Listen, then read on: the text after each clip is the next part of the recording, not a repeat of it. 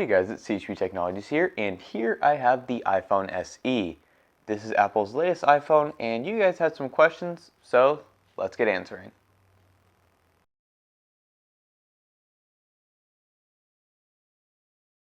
So the first question comes from Nate, and he asked, based on the performance in the OS, would you use/choose the SE over any other flagship devices, and why?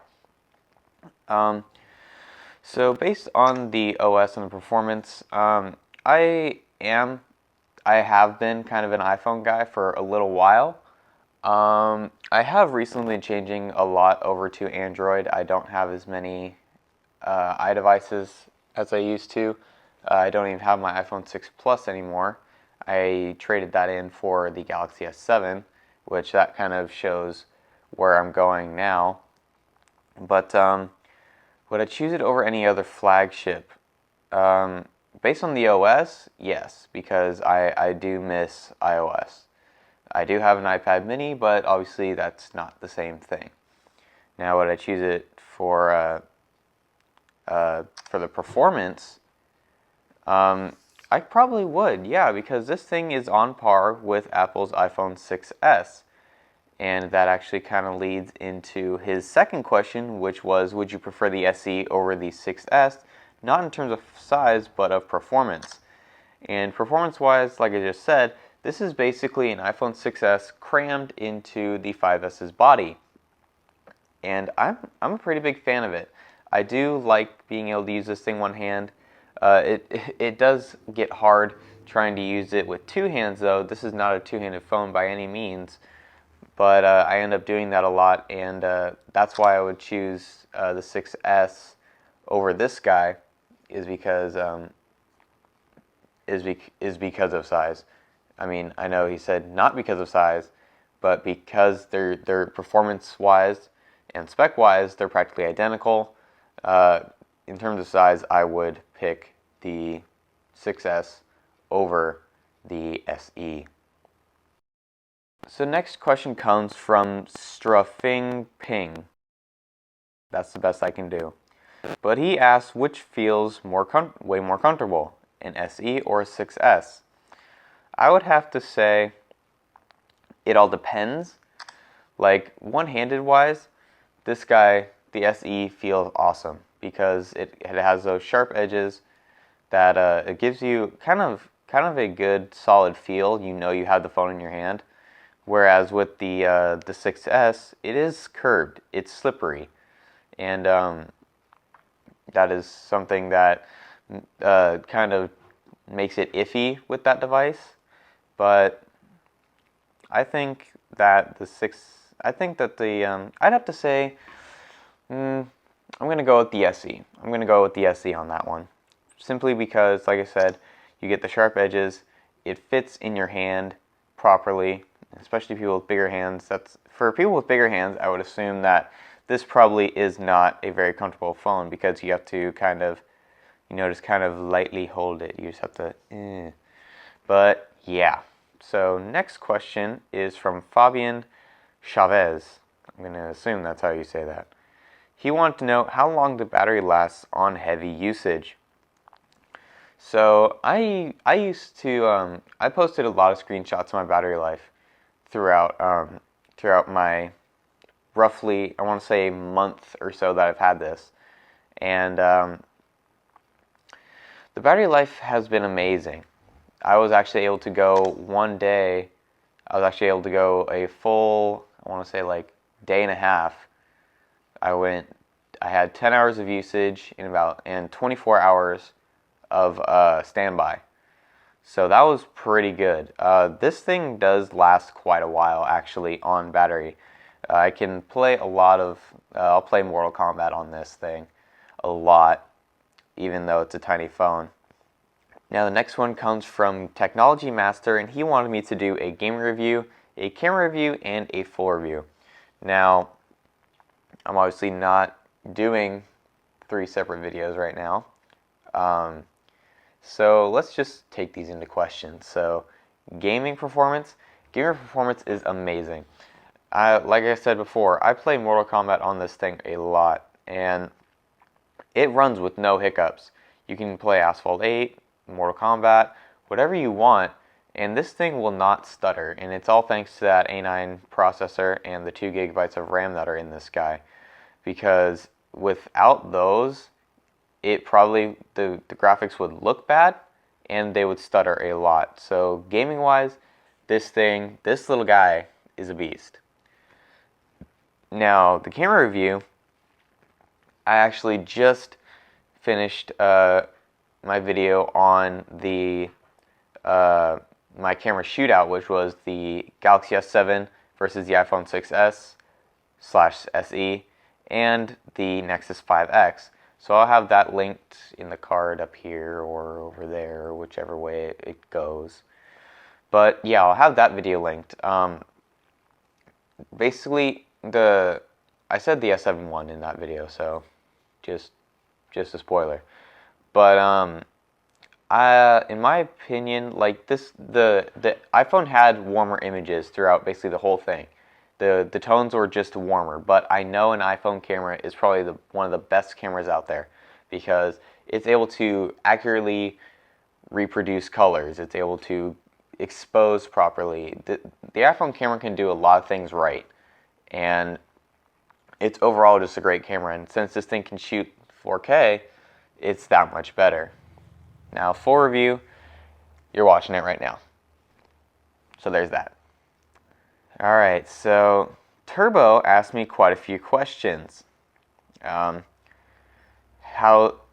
is it worth $400 for the 16 gig and $500 for the 64?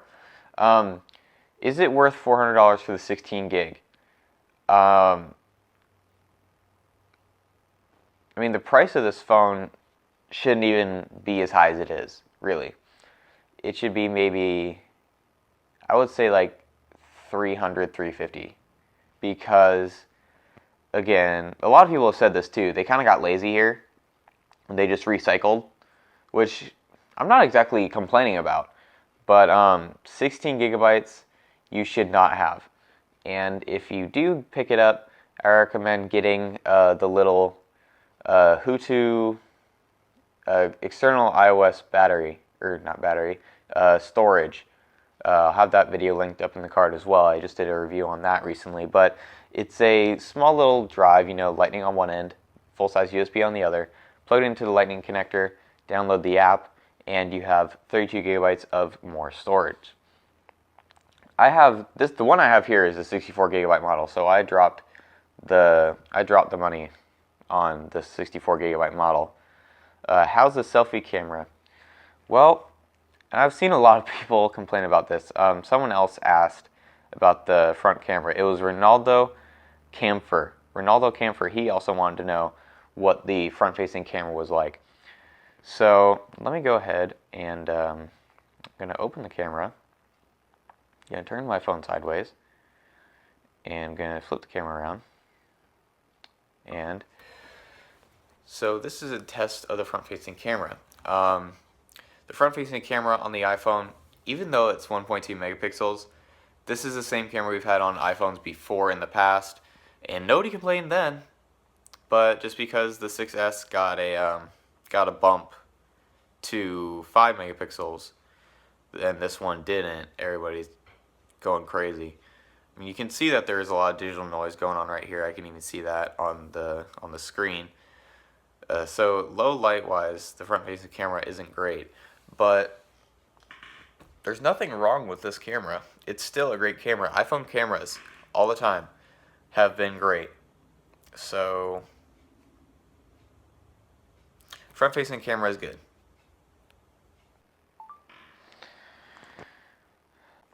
Now, the next question he wanted to ask was 4-inch display or 5 or above. I like the 4-inch screen. I do. I like the 4-inch screen because obviously it keeps the body compact. And because the body's compact, it makes it easy to hold.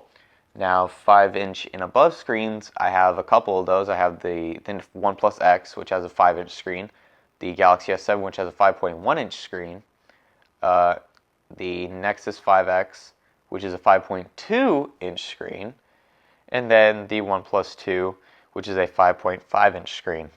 Now, over time, and I'm sure some people have noticed this, especially my friends, I have been going back to smaller phones. And they're like, why do you want that? Why would you want a smaller phone? Because I like being able to comfortably use it. That is one of the reasons why I got rid of my iPhone 6 Plus, because I stopped using it. I would use my other smaller devices. I forgot what I even had before I got my S7. Yeah, I had the OnePlus X.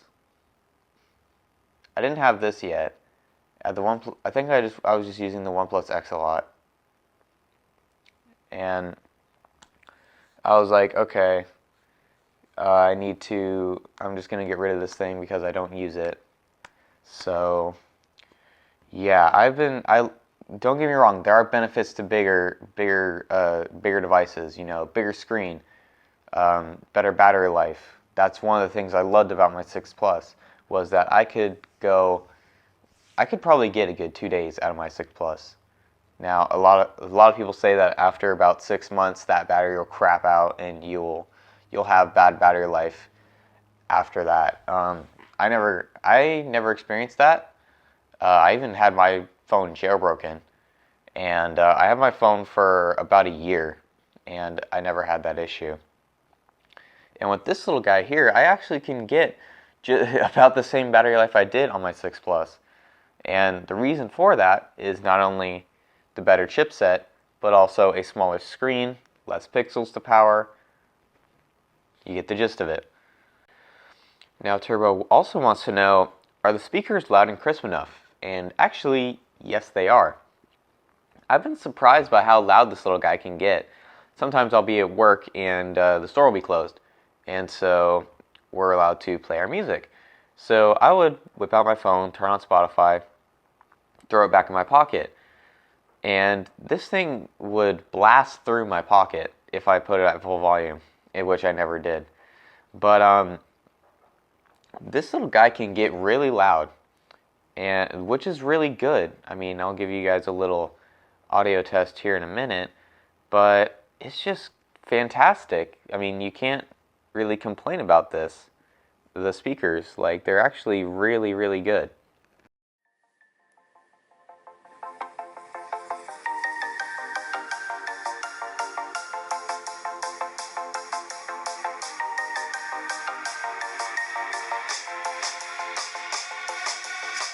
When you want to get off that darkest ground, the gravity pulls you straight down. Earth from a bird's eye view. Now, next question is, how's the display quality? The display quality, to me, is just fine. I know this is the same screen we've had in iPhones for a long time, the same resolution. I believe it's 1137 by 768. I believe. Let me double check that real quick. Don't quote me yet, but I'm fairly certain I am correct. No, 1136 by 640.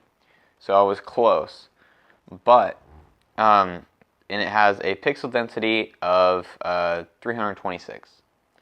So I mean, the screen looks fine, especially, I mean, for a small phone. Unless you have bad eyesight, you're not going to be holding it like this up to your face. So, and only then can you really start to see pixels. But like, if you're just using it like a normal person, you know, and you have it about arm's length out, you won't be able to notice any differences at all. Like, it'll still look like a great screen.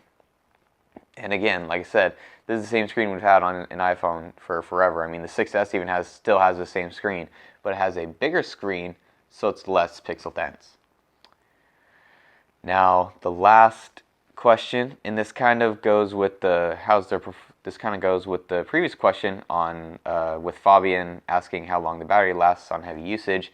Does the battery life suck? And like I said in that question, no, it does not suck. It is great. I can get basically 6+ battery out of this little guy, even with heavy use.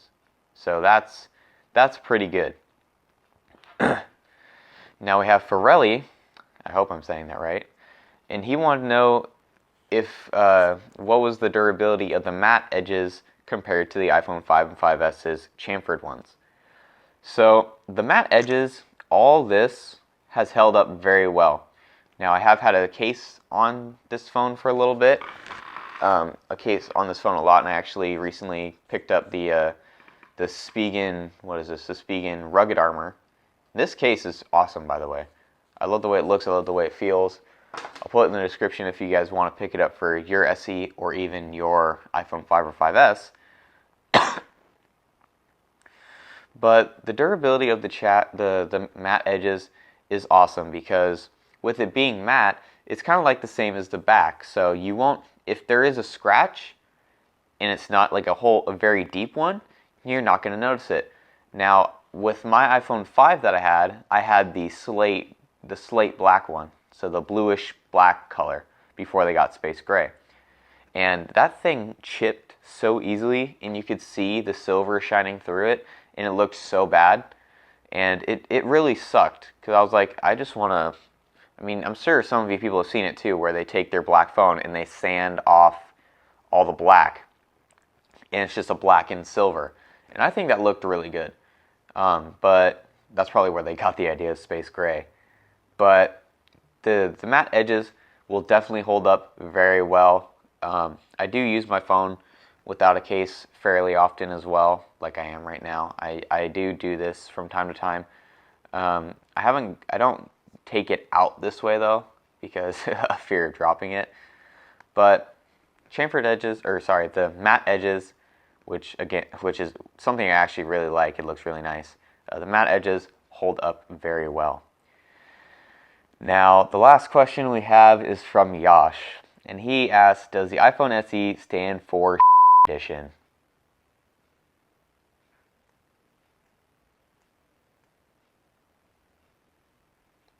No. So that does it for this review, guys. I hope you all enjoyed this style. I wanted to do this kind of not only just to make it easier on myself, but I also wanted to do a review a little bit differently. So again, thank you all for watching. I hope you enjoyed. If you did, feel free to leave a like, as it does help out the channel a lot. And subscribe if you're new around here and you want to see more videos like this in the future. Again, thank you for watching, and have a great day, everyone.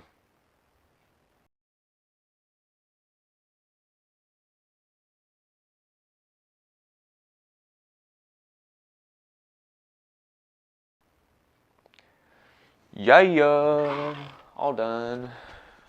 Where's my phone? Oh, hello.